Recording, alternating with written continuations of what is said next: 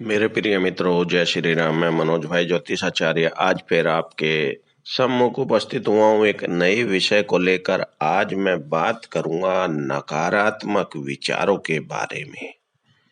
कहीं आपके मन में भी तो नकारात्मक विचार नहीं आते ज्यादा?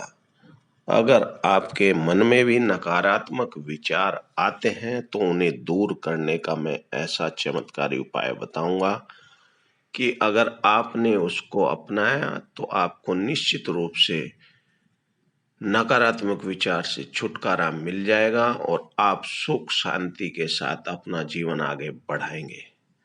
उसके लिए आप मेरे साथ शुरू से आखिर तक जरूर बने रहें, जिससे आपको पूर्ण जानकारी मिल सके और आप उसका लाभ उठा सकें। साथ ही जिन लोगों ने मेरे चैनल को अभी तक सब्सक्राइब नहीं किया उनसे कहना चाहता हूं कि चैनल को सब्सक्राइब और बेल आइकन जरूर दबाएं। उससे आपका ही लाभ है, नुकसान नहीं होगा। साथ ही वीडियो अच्छी लगे तो जरूर दूसरों को भी शेयर करें, जिससे वो भी लाभ उठा सकें और अपने जीवन को सफल बना सकें।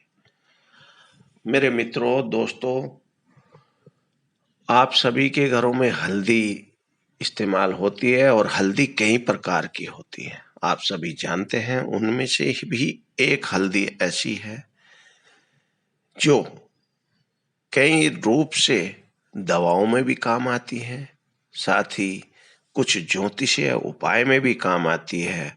तो आज मैं ऐसी ही हल्दी, काली हल्दी के बारे में आपको बताऊंगा कि काली हल्दी को धन व बुद्धि का कारक भी माना जाता है। साथ ही काली हल्दी को अनेक बुरे प्रभाव से बचाने के लिए भी प्रयोग करते हैं, चाहे टोने हो, टोटके हों या नकारात्मक ऊर्जा की वजह से उसको भी दूर करने के लिए भी काली हल्दी का प्रयोग करते हैं।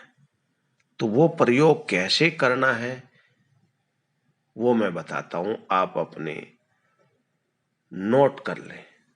जिसको आप अगर मन में विश्वास है, श्रद्धा का भाव है और बजरंग बली भगवान या जिस किसी की भी आप आराधना करते हैं, अगर उनके प्रति आपकी सच्ची आराधना है, भरोसा है, तो जरूर अपनाएं।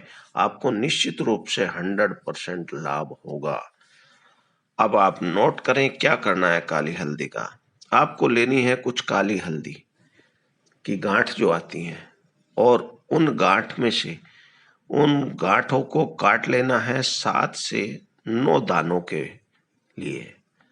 या तो आप 7 दाने बनाएं या 9 दाने बनाएं माला के लिए।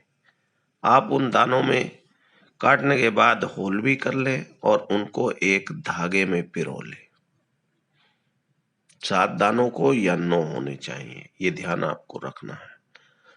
और उस धागे में पिरोकर उसकी माला बना ले और फिर धूप देकर, जो है, मान ले आप जो है पूजा करते हैं तो आपके घर में सभी के पूजा घर भी है, तो आप जहां भी पूजा करते हैं उस हल्दी की गांठों की माला को कलावे में डाल सकते हैं। तो उसके बाद गंगा जल में पहले धो लें, उसको साफ कर लें, शुद्ध कर लें। उसके बाद अपनी पूजा की थाली में जब आप पूजा करने बैठते हैं सुबह के समय नहा धोकर, ये उपाय किसी भी दिन कर सकते हैं आप। और अगर आप बृहस्पतिवार के दिन करेंगे तो और विशेष फल मिलेगा आपको।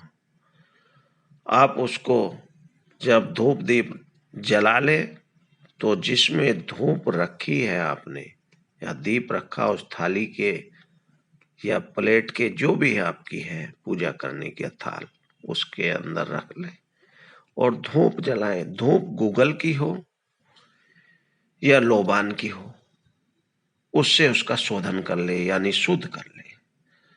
उसके बाद कुछ देर तक रखी रहने दें उसी धूप, जो आपका धुआं हो रहा है गूगल का या लोबान का, उसी में धुएं में रखे रहने दें।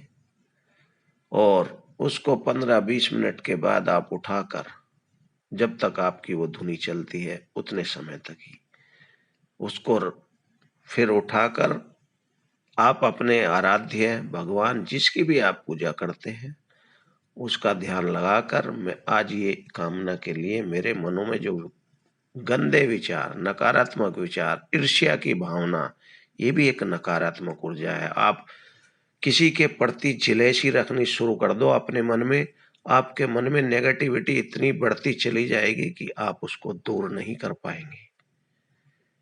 आप अपने मन में पॉजिटिव विचार रखेंगे तो हमेशा आपके लिए अच्छा होगा। आप पॉजिटिव विचार रखेंगे तो आप जिसकी पूजा करते हैं, आराधना करते हैं, वो भी आपकी सपोर्ट करता है और वो भगवान भी आपकी सारी समस्याओं का समाधान करता है।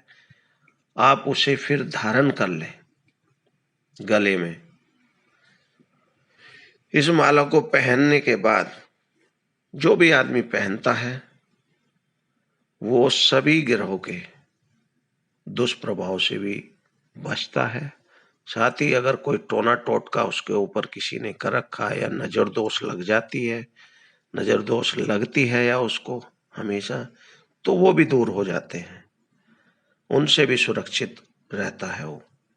और नकारात्मक विचार तो उसके पास नहीं आ पाते, उससे दूर ही रहते हैं और मन में पॉजिटिव ऊर्जा का वास रहता है। आप इस माला को धारण करें और लाभ उठाएं। साथ ही आप सूर्य देव की आराधना शुरू करें। सुबह गंगा जल हो या शुद्ध जल का हो, तांबे के लोटे में थोड़ी सी रोली, गुड़, चावल, अक्षत बोलते हैं, साबुत होने चाहिए, उसमें फूल भी डाल सकते हैं और सूर्य देव को जल दें। और साथ ही उसमें से एक अनामिका उंगली से जो बाद में जल बचता है या लगा रहता लोटे में, उसको अपनी अनामिका उंगली से अपने माथे पर तिलक कर लें।